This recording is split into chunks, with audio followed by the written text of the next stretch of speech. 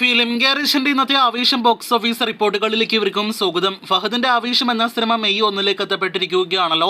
വീണ്ടും ഒരു അവധി ദിവസം ലഭ്യമായതോടെ നമ്മുടെ കേരള ബോക്സ് ഓഫീസിൽ 1 കോടി രൂപയ്ക്ക് മുകളിലേക്ക് സിനിമയുടെ കേരള ട്രാക്കിംഗ് എത്തപ്പെടുന്ന ഒരു കാഴ്ചയാണ് ഇന്ന് തൊഴിലാളി ദിനത്തിൽ നമുക്ക് കാണാനായിട്ട് കഴിഞ്ഞിരിക്കുന്നത്. ഒരു പക്ക മാസ് ആക്ഷൻ കോമഡി എന്റർടൈനർ സിനിമയായിട്ട് തിയേറ്ററുകളിലേക്ക് എത്തിയ ആവേശം എന്ന സിനിമയ്ക്ക് ഇന്ന് നല്ല കളക്ഷൻ വർധന നേടിയെടുക്കാനായിട്ട് കഴിഞ്ഞിരിക്കുകയാണ്. ഇന്നലെ ഇതേ സമയം 75 ലക്ഷത്തിന് മുകളിലായിരുന്നെങ്കിൽ ഇന്ന് 1,14 ലക്ഷത്തിന് മുകളിലാണ് ചിത്രത്തിന്റെ കേരള ട്രാക്കിംഗ്. ഇന്ന് കേരള ബോക്സ് ഓഫീസിൽ ആവേശം നിസ്സാരമായിട്ട് 2 കോടി രൂപയ്ക്ക് മുകളിൽ കളക്ഷൻ നേടിയെടുക്കുമെന്ന് ഉറപ്പാക്കപ്പെട്ടിരിക്കുകയാണ്. അങ്ങനെയെങ്കിൽ 21 ദിവസങ്ങൾ കൊണ്ട് 65 കോടി രൂപയ്ക്ക് മുകളിലേക്ക് സിനിമയുടെ കേരള ഗ്രോസും എത്തുന്നതാണ്. അങ്ങനെ വമ്പൻ ഹോൾഡുമായിട്ട് കേരളത്തിൽ ആവേശം എന്ന ഫഹദ് സിനിമ മുന്നേറുകയാണ്.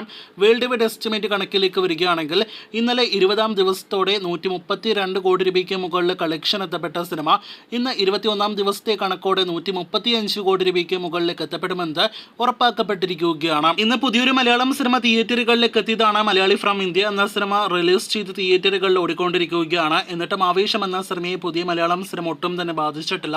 അത് നൽകുന്ന സൂചന ഇനി വരുന്ന ഈ ആഴ്ചയിലെ ടൊവിനോ സിനിമയും ഒരു തരത്തിലും ആവേശത്തെ ബാധിക്കാൻ സാധ്യതയില്ല എന്നാണ്.